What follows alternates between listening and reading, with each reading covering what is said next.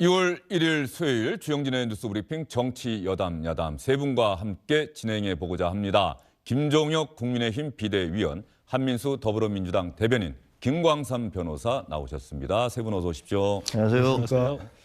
일단 세 분과 먼저 나눌 이야기, 아무래도 이재명 민주당 대표와 관련돼서 김성태 전 쌍방울 회장이 검찰 조사 과정에서 진술하고 있는 내용, 계속해서 언론 보도를 통해서 여러분께 전해지고 있는데요. 김광삼 변호사님. 예. 일단 중앙일보가 오늘 단독이라고 이름 붙여서 공문을 하나 공개를 했더라고요. 네네. 이재명 대표의 방북을 요청하는 공문을 경기도에서 북한 측에 보냈다, 이런 내용이던데요. 네, 예. 이제 방북 요청을 보냈다는 건데 이제 이게 왜 이 시점이 굉장히 중요하냐. 네. 지금 어제부터 이제 언론 보도에 계속 나온 것 중에 하나가 지금 방북 관련해서 이제 김성태 전 쌍방울 회장이 300만 달러를 이제 북한에 전달했다는 거잖아요. 그러면 사실은 전혀 이재명 대표한테 방북의 계획이 전혀 없었다고 한다면 이 300만 달러를 전달한 것이 진짜냐 아니냐, 이제 이런 논란이 좀 있을 수 있겠죠. 그런데 지금 일간지에서 보도한 내용에 의하면 이제 저 시점을 보면 그 2019년 11월 27일이고요. 그 다음에 돈이 전달하는 과정, 이런 것들 보면 좀 약간 김성태 전 회장의 진술이 맞지 않느냐, 이제 이런 거에 대해서는 상당히 오히려 좀 영향을 줄 수 있는 그런 문건이에요. 그래서 지금 검찰도 아마 저 문건을 가지고 있을 거고요.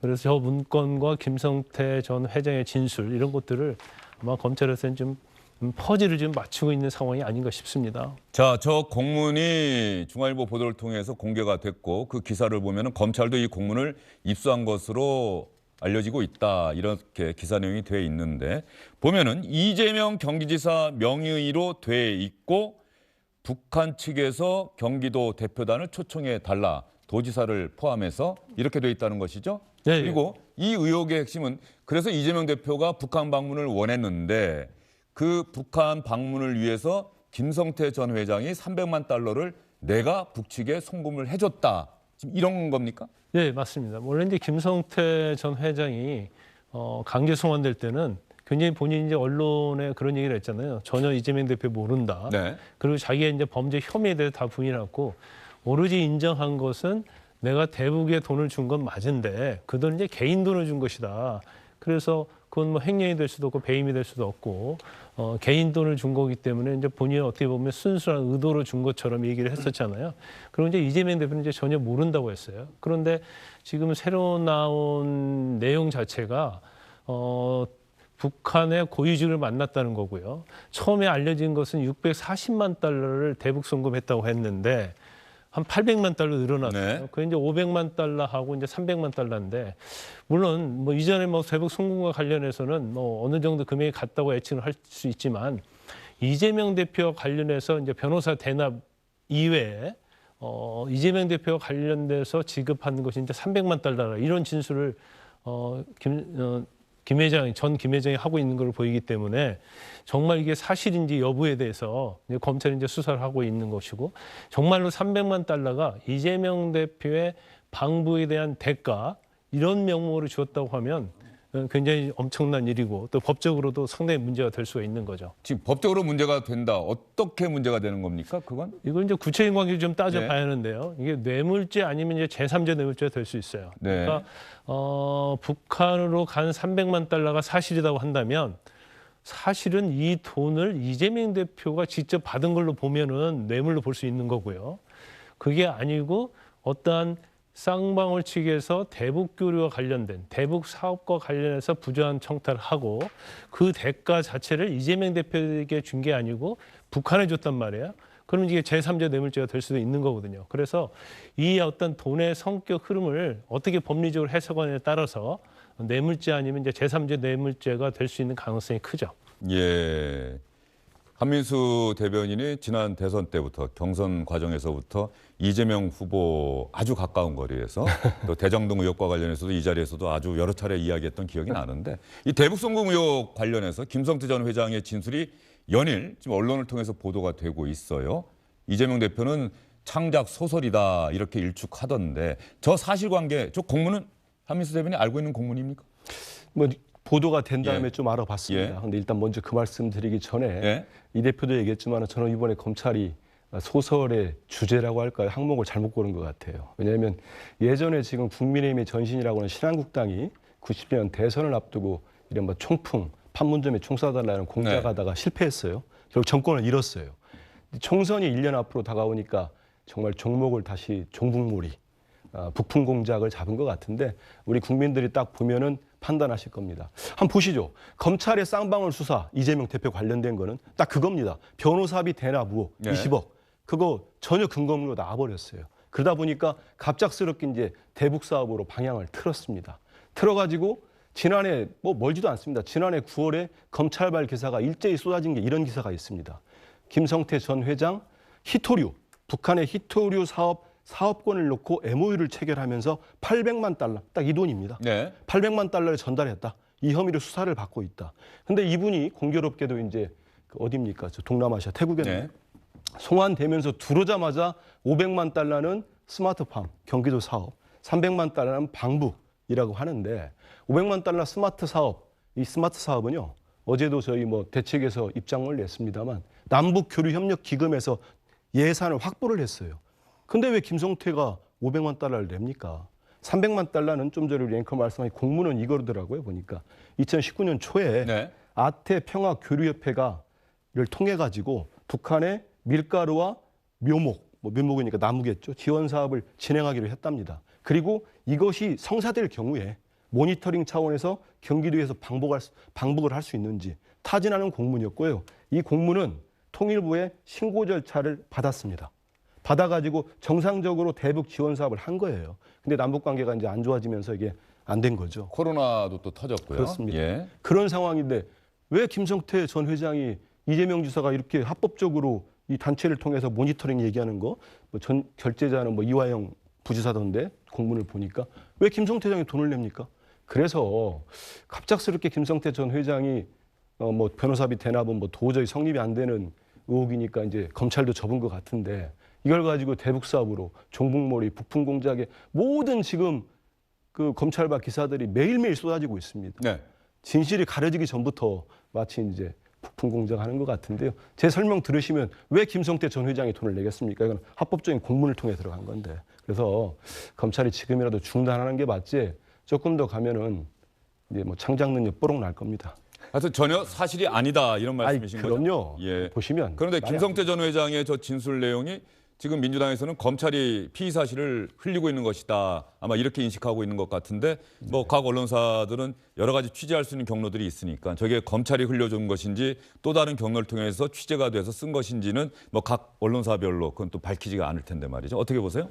어떤 거에 대해서 말입니까? 언론사에 보도한 거 아니면 그 지금 이재명 대표가 자기는 무관하다고 주장하는 거? 한민수 대변인은 전혀 사실이 아니다. 이건 검찰의 창작이다라고 하는 이야기에 대해서 그 김성태 쌍방울 회장이 들어와서 이렇게 진술을 하고 있잖아요. 근데 그 500만 달러, 300만 달러가 그걸 현금으로 바꾸는 것들이 그렇게 쉬운 일이겠습니까? 관련자가 한두 명이 있겠습니까? 그리고 그걸 어떻게 해서 저 중국에 송금했는지도 다 나와 있는 거 아닙니까? 그것을 보낸 적이 없다라고 얘기하는 거는 나중에 이제 증거가 드러나겠죠. 그래서 그게 밝혀질 테니까 그렇게 검찰 수사에 대해서 완전히 없는 것들을 만들어낸다는 식으로 몰아가는 거는 제가 보기엔 그래요. 변명할 말이 없으면 예를 들어서 상대방이 막 공격을 하는데 그중에서 뭐는 맞고 뭐는 틀려라고 반박을 할 수 있지만 도저히 내가 반박을 할 수 없는 경우에는 뭐라고 그러냐면 판을 확 뒤집어 버리는 거죠. 그러면서 야, 다 거짓말이야. 몰라. 이런 심리 상태가 아닐까 생각이 들고요. 이 시점을 잘 봐야 돼요. 2009년 아까 김광산 2019년, 변호사님도 예. 말씀 2019년 11월 27일이잖아요. 2019년이 어떤 때입니까? 그 문재인 정부가 들어선 다음에 2017년에 들어선 예. 다음에 남북 관계가 악화됐다가 그다음에 2018년에 평창 올림픽을 계기로 해서 뭐 판문점에서 정상회담을 열고 굉장히 사이가 좋아졌어요. 그래서 북한에 가서 손도 들고 그러다가 2019년 2월 달에 그 하노이에서 정상회담, 북미 정상회담이 깨지고 나서 북한이 우리를 맹렬하게 비판하기 시작했어요. 문재인 대통령에 대해서 뭐 삶은 소대가리라는 둥, 뭐 특등 머저리라는 둥 이러면서 비난하기 시작했어요. 근데 이 공문 보세요. 이게 2019년 11월 27일인데 아니 남북 관계가 그렇게 나쁜 상황에서 우리를 초청해 주실 것을 요청합니다. 북한이 왜 초청하겠습니까? 뭐 때문에 이재명 지사를 초청을 하겠어요? 상식적으로 보면 그 이전에 얘기했었던 돈 거래가 왔다 갔다 하면서 우리를 야 내가 당신들 오면 말이야 이렇게 헬기도 있어야 되고 벤츠도 있어야 되니까 500만 달러 줘. 그러니까 김성태 씨가 300만 달러로 안 되겠습니까? 현금화하기 어려우니까 그런 거래가 있었다는 거 아닙니까? 상식적으로 볼 때 너무나 이게 일관된 그 스토리가 만들어지는데 그것을 없다라고 그냥 난 안 했다라고 주장하는 것 자체는 그건 손바닥으로 하늘을 가리는 것이고요. 좀 있으면 김성태 씨가 또 더한 얘기들을 진술하지 않겠습니까? 그때는 또 이재명 대표께서 뭐라고 하실지 또 지켜봐야 될 것 같습니다. 자, 그러면 한민수 대변인에게 이렇게 한번 또 질문을 드려볼까요? 김성태 전 회장이 뭐 800만 달러 각각의 명목에 대해서는 김성태 전 회장이 이렇게 진술했다. 그 부분은 한민수 대변인이 알 수도 없는 부분이고 뭐 어떻게 보내는지 안 진술인지 아무도 보내는지. 모르죠. 예, 예. 예, 모르는 다만 예. 한민수 대변인이 전혀 사실이 아니라고 얘기하는 부분은 이재명 대표의 방북을 위해서 김성태 전 회장이 그 돈을 보냈다. 적어도 이건 아니다라는 이야기 있습니까? 그리고요 이제 예. 800만 달러의 예. 쓰임새가 예. 이분들이 회사가 또 있더라고. 쌍방울 그룹 내에 나노스라는 회사가 예. 있어요. 그래서 히토류 이 MOU를 체결을 하면서 당시 주가가 급등을 합니다. 저는 그래서 김성태 전 회장이 그전에도 주가 조작 사건으로 이렇게 뭐 실형을 살았나요? 재판을 받은 걸로 기억을 하는데 이 또한 주가 조작 사건, 쌍방울의 어떤 횡령이랄지 배임 사건이 될 수 있을지 모르겠습니다만 한번 보십시오. 이른바 스마트팜 사업이라는 게 내가 말씀드린 것처럼 유엔의 제재가 심할 때잖아요. 그 면제를 받아가지고 추진된 게 2020년 8월입니다. 근데 이분이 2019년 1월하고 4월하고 두 차례 걸쳐서 500만 달러를 이 스마트팜 사업 될지 안 될지도 모르는데 북한이 전달했다는 게 상식적으로 말이 되겠습니까? 그리고 이 돈은 남북교류협력기금, 우리 정부 기금으로 확보를 한 돈이에요, 예산을. 근데 왜 경기도지사가 쌍방울 전 회장한테 그 돈을 내라고 하겠습니까? 그러면 말이 안 되죠. 그 함께 공개된 사진 이화영 평화부지사가 김성태 전 회장과 함께 북측 인사들을 만난 그 사진 네. 이거는 뭡니까? 그건 쌍방울과 경기도가 뭔가 대북 사업을 함께 했다는 뜻일 것도 글쎄요. 같은데요. 네, 저는 이화영 전 지사가 예. 쌍방울 쪽에 사회이사를 꽤 오래 하지 않았습니까? 어떤 그런 인연들이 있어가지고 어떤 자리에서 만났는지는 모르겠습니다만은 그게 그 자리의 사진이 과연 지금의 뭐 500만, 300만 달러 이 얘기와 함께 이 어마어마한 짓 아닙니까? 저는 김성태 전 회장 지금 검찰하고 어떤 뭐 이렇게 같이 하는지는 모르겠습니다. 말을 맞추는지 모르겠는데 이거 유엔 대북 제재 위반해 가지고 돈 보냈다고 하면은 미국에 수사받을 수도 있어요. 이 양반 정신 차리고 진술해야 될 겁니다. 그거는 뭐 안 그렇습니까? 그럴 수 있죠. 그러니까 예. 지금 자꾸 저기 좀 놀아나는 것 같은데 그 상황 심각하다는 거 봐야 되고 제가 아까 말씀드린 것처럼 저는 우리 검찰이 지금 윤석열 검찰이 잘하는 게 압수수색이지 않습니까? 뭐라도 좀 했으면 좋겠어요. 또 일방적으로 그냥 흘린 진술 뭐 확인도 안 되는 거 내놓고 북한이라는 못할라나요? 제발 좀 진실 좀 밝혀주지. 제발 수사 좀 해라. 예. 정치하지 말고. 이런 말씀 꼭 알겠습니다. 하고 싶습니다. 예. 그런데 이화영 평화부지사가 쌍방울 김성태 전 회장과 함께 북측 인사를 만났다. 그 사진이 공개가 됐고 저렇게 진술하고 있다. 그리고 김광석 변호사님, 어쨌든 검찰이 본다면 이화영 평화부지사가 하는 일이 경기도의 대북 사업을 전담을 했던 것이고 평화부지사가 그 일을 독단적으로 하지 않았을 것이다. 모든 과정을 이재명 지사에게 보고하고 지시받고 그렇게 하지 않았겠느냐. 뭐 이렇게 보고 있는 거죠? 어떻습니까? 근데 이제 전체적으로 지금 뭐 시간적 순서 예. 또 그다음에 진행 상황을 보면 거기에 깊숙이 관여하고 있는 것이 그 당시 평화부지사였던 이화영 부지사잖아요. 근데 이화영 부지사가 이제 대북에 관련돼서 중국이랄지 이제 필리핀 뭐 그런 데 가서 만난다는 거 아니에요. 그러면 그 만나는 것 자체가 대북 사업을 위한 건데 그걸 경기도에 출장을 냈을 거고요. 더군다나 이제 그처럼 중요한 일을 하는 데 있어서 이제 도지사가 몰랐을까? 이건 제가 볼 때는 뭐 당연히 알 수밖에 없다고 봐요. 물론 뭐 본인의 어떠한 이재명 대표의 방북을 위해서 돈이 얼마 갔냐 이제 그것은 뭐 변론으로 하더라도 이제 아태업이랄지 경기도 하고 대북 사업을 진행을 했잖아요. 그건 뭐 도지사의 승인 없이 이루어질 수 없는 거고.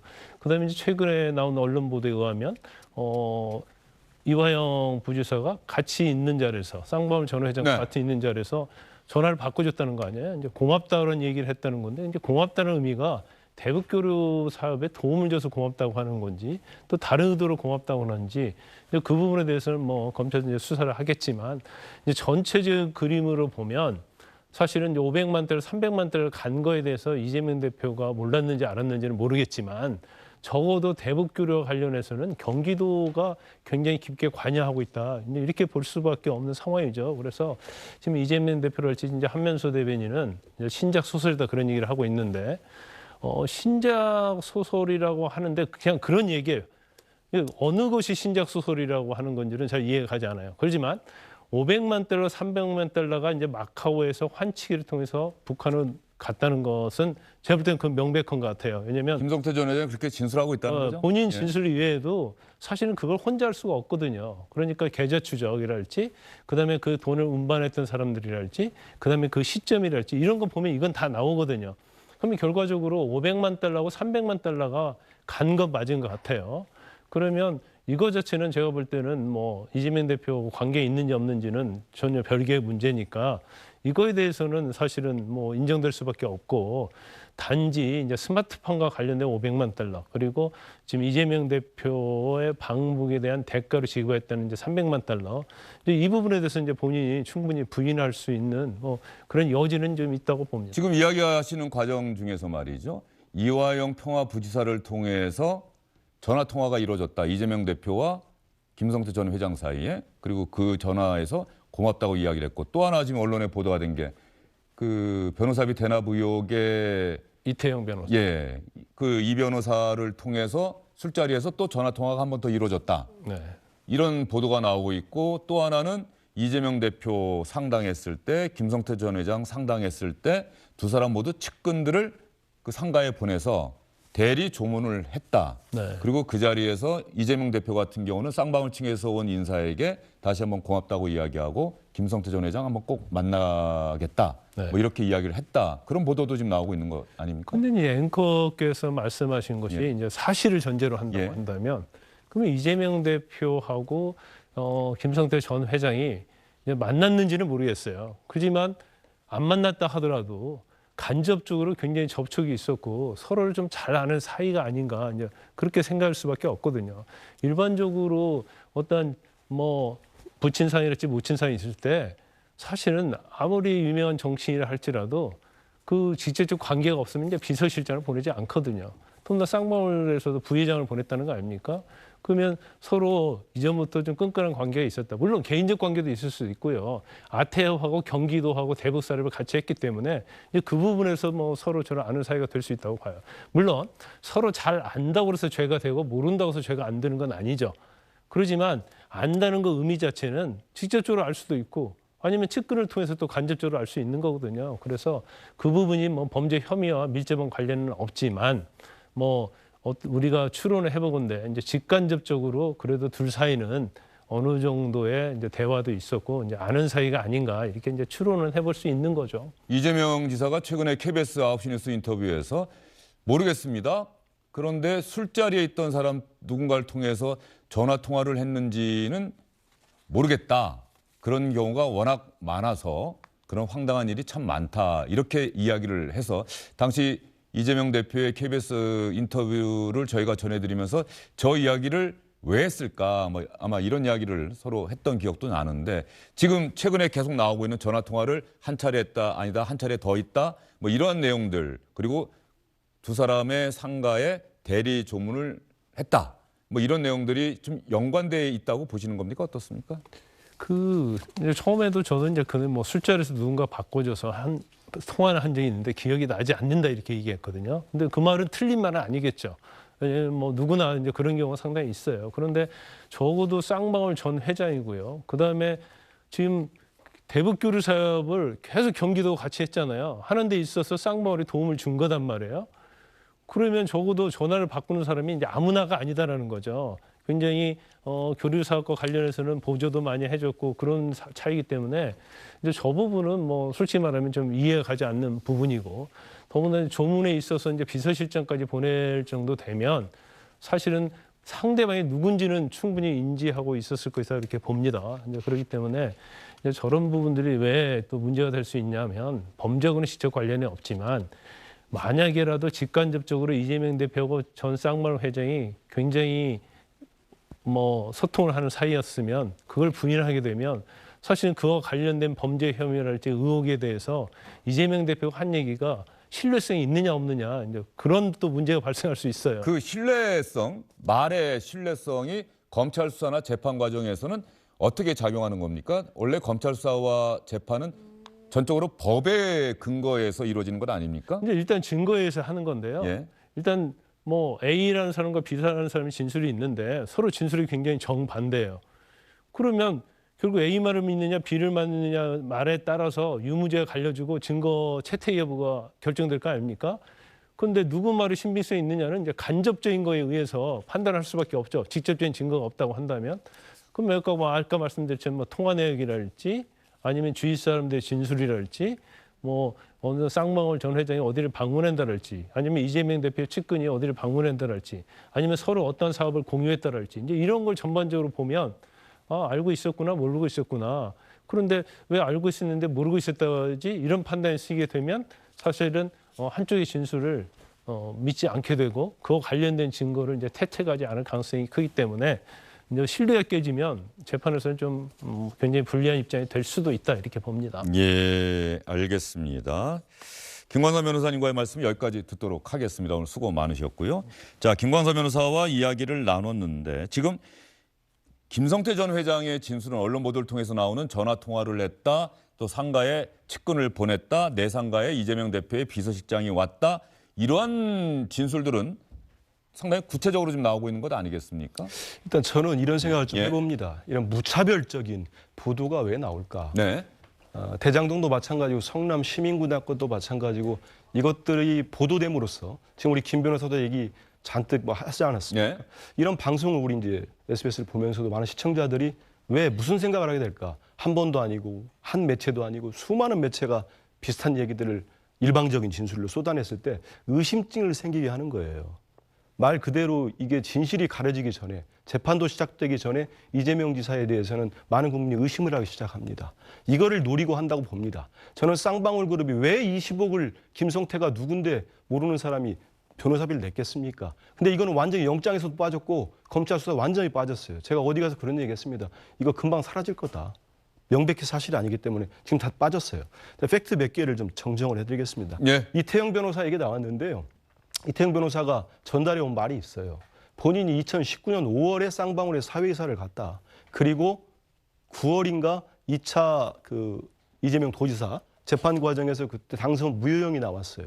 그래서 자기는 변호사로서 참 면목도 없고 그 이 지사 근처에도 가지도 않았다. 근데 자기가 무슨 김성태 회장하고 이재명 지사를 어떻게 전화 연결시켜주겠느냐. 아마 이분이 보도한 곳이나 이런 데도 강력하게 대응을 할 거라고 생각합니다. 이게 완전히 허위가 된 네. 거죠. 이런 부분들이 마치 사실인 것처럼 이게 왜 그러겠습니까? 지금 이재명 지사가 아니 이재명 대표가 얘기한 건 정확한 팩트는 그거예요. 이 사람하고는 얼굴도 본 적 없다. 전화 얘기는 인터뷰에서 하지 않았습니까? 술 먹고 누군가 바꿔준 것 같은데 잘 기억이 나지 않는다. 한 3년 넘었지 않습니까? 3, 4년 된 거기 때문에. 이거를 보시면 됩니다. 아마 검찰이 그랬겠죠. 그 통화했다고 이 대표도 얘기하는데 당신 불어봐 하지 않았겠습니까? 그러다 보니까 일방적으로 나오는 건데요. 두 번 얘기 중에 하나는 제가 이제 정리를 해드렸으니까 또 한 번이 있다는 거 아니겠습니까? 그런 모든 것이 이제 두 사람 간의 연결성이 짙을 것이다. 이런 걸 계속 프레임을 만들어서 가는 과정이기 때문에 저는 진짜로 검찰이 수사만 했으면 좋겠어요. 네. 한민수 대변인이 어쨌든 또 이런 이야기도 주영진의 뉴스 브리핑에서 다 하셨으니까 시청자분들이 또 들으시면서 판단을 하시리라 생각이 들고요. 한민수 대변인은 뭐 계속해서 이것은 검찰이 정치를 하고 있는 것이지 수사를 하고 있는 것이 아니다. 왜 이 시점에서 이런 기사들이 쏟아져 나올까? 또 공교롭게 두 분 다 우리 기자 출신이에요. 우리 세 사람이 다 한때 같이 기자를 했던 사이인데 말이죠. 또 중앙일보 아까 나왔는데 중앙일보 편집국장까지 하시지 않았습니까? 어떻게 보세요? 뭐 기자들이 기사를 쓰는 게 검찰의 의도에 의해서 좀 이렇게 기사가 확 쏟아져 나오고 있다. 또 한민수 대변인이 이렇게 얘기하시는 것 같은데. 뭐 한 대변인도 취재를 해보셨으니까 검찰 기자들 얼마나 치열하게 취재를 합니까? 수사관을 통해서도 혹은 검사를 통해서 여러 사람들 갔다 온 사람들, 변호인들 이런 분들을 통해서 요만큼이라도 더 알아내려고 노력을 하잖아요. 지금 언론사가 얼마나 많습니까? 그리고 한 군데에서 그게 흘러나가기 시작하면 다른 쪽에서 확인 취재를 하면은 검찰로서는 사실인 경우에 그걸 없다라고 얘기할 수는 없는 거거든요. 그렇게 되면 이제 그게 진폭되는 건데 저는 지금 민주당의 전략은 검찰과 언론을 공격함으로써 그 진술의 그러니까 사실관계가 무엇이다를 밝히는 게 아니라 언론은 왜 그런 걸 보도해? 검찰은 왜 그런 걸 수사해? 이런 식으로 논점을 이렇게 흐리는 그런 물타기 작전을 펴고 있는 게 아닌가 싶고요. 그다음에 이재명 대표 같은 경우는 보세요. 네. 자, 그 대장동 사건과 관련해서는 그거 유동규가 한 거지 나는 몰라. 이렇게 얘기하지 않습니까? 그리고 여기 그 쌍방울과 관련해서는 그 김성태가 했으면 했지 내가 그걸 어떻게 알아? 이렇게 얘기를 하세요. 그런데 왜 그러면 그 대장동 사건과 관련해서는 자신의 최측근 오른팔과 왼팔인 정진상과 김용이 유동규와 김만배와 의형제를 맺고서 그렇게 거래를 했는지에 대해서 그걸 뭐라고 얘기를 할 수 있을까요? 그리고 또 왜 김성태의 쌍방울에는 그렇게 많은 그 이재명 대표의 법률인들, 그러니까 변호인들이 사회이사로 들어가 있고 최측근인 이화영 부지사가 사회이사로 들어가 있는지 거기에 대해 설명이 안 돼요. 왜 그 비서실장을 보내서 김성태의 모친에게 조문을 했고 왜 쌍방울의 부회장이 와서 본인의 상에 그 찾아왔는지 이게 설명이 전혀 안 되잖아요. 지금 그 퍼즐을 다 맞춰보면요. 만약에 이 중심에 이재명 대표가 있다라고 하면 퍼즐이 완전히 맞아 들어가요. 다 설명이 돼요. 그런데 지금 그거를 빼놓고 설명을 하려고 하니까 계속 뒤틀어지는 거예요. 말이 안 되고. 왜 논리적으로 왜 이런 일이 벌어졌을까 설명이 안 되는 게 너무나 많거든요. 그런데 그 중심에 이재명 대표가 있었고 이재명의 어떤 대선 전략이 있었고 이런 것들을 집어넣으면 모든 논리가 다 맞아 떨어져요. 이거는 근데 이렇게 뭐 저희가 머릿속으로 구상한다고 그래서 생각한다고 그래서 되는 게 아니고 수사가 진행되는 과정에서 계속 진술이 나올 것이고 증거가 나올 겁니다. 그러니까 그때 가서 저희가 보면 되겠죠. 뭐가 진실이었는지. 예. 주장 말고 좀 진짜 설명을 좀 해드릴까요? 예. 증거 하나만 내놓으십시오, 검찰이. 정말로 대장동이 됐던 성남 시민구단이 됐던 물적 증거 하나만 내놓으십시오. 그럼 저도 여기 와서 이런 얘기 안 하겠습니다. 예. 성남 증거 시민구단과 잠깐 관련해서 기다려 보십시오. 예. 정말 전혀 증거가 없고요. 변호인 얘기하는데 쌍방울 그룹이요. 거기에 제가 알기로는 이 대표를 변호했던 분들은 딱 두 분 있습니다. 쌍방울의 사회이사로 이태영 변호사와 남호 변호사 예. 두 분이고 아까 얘기했던 어느 매체에서 야 드디어 20억이 발견됐다. 우리 주앵커도 기억날 겁니다. 어느 매체가 보도를 했어요. 근데 다른 언론이 전혀 받지 않고 검찰도 입을 싹 닫아버렸습니다. 왠 줄 아십니까? 그 20억이 뭐 실명까지 얘기를 해야 되나? 이남석 변호사라고 윤 대통령의 최측근 검사 출신, 특수부 검사 출신 변호사가 있는데 이분이 이태영 변호사와 같은 건물을 씁니다. 그 쌍방울 그룹의 M&A 자금이었던 거예요. 에스크로 자금. 그게 딱 정확히 20억이었던 겁니다. 진짜 허황되지 않습니까? 이걸 가지고 변호사비 대나 맥수로 하려는데 되지가 않는 거예요. 이거 제가 정확히 말씀을 드리고 그 제가 들어오기 전부터 저 좀 취재를 했습니다. 네. 전직 지자체장들한테 물어보니까요. 그 관내가 됐던 이미 부고가 나온 경우에 유명 인사들 같은 경우는 아마 이화영 전 뭐 부지사가 거기 있었기 때문에 그 뭐 조문을 하거나 뭐 이런 것들이 됐을 거라고 봅니다. 근데 이걸 가지고 지금 김성태와 이재명 당시 지사 지금의 대표 간의 어떤 불법적인 관계를 유착시키려고 엮는 거는 이러니까 소설이라는 얘기가 나오는 거 아니겠습니까? 그래서 좀 증거와 마치 모든 것들이 의심이 되고 거기에 이재명 대표가 들어가야 된다. 아니 그러면 428억의 그 약정 얘기 나오셨습니까? 대장동에. 1342페이지 중에 김용이나 정진상이 한 번은 나와야 되지 않겠습니까? 그 불법적인 자금을 428억이 적은 돈도 아니고 안 나오지 않습니까? 그 녹취록은 이미 다 공개가 됐어요. 우리 국민들 다 볼 수 있습니다. 보시고 판단했으면 좋겠습니다. 예, 알겠습니다. 김정일 비대위원 뭐 보태신 말씀 있으세요? 아니요, 저는 뭐 네. 아까 말씀드린 대로 그 지금 대한민국 검찰을 마치 무슨 뭐 사건을 조작하는 그런 집단으로 만들어내는 거는 그건 옳지 않다고 생각을 합니다. 그럼 조금 있으면 이제 재판 결과에 대해서 그렇게 얘기하겠죠. 이 재판은 사기다.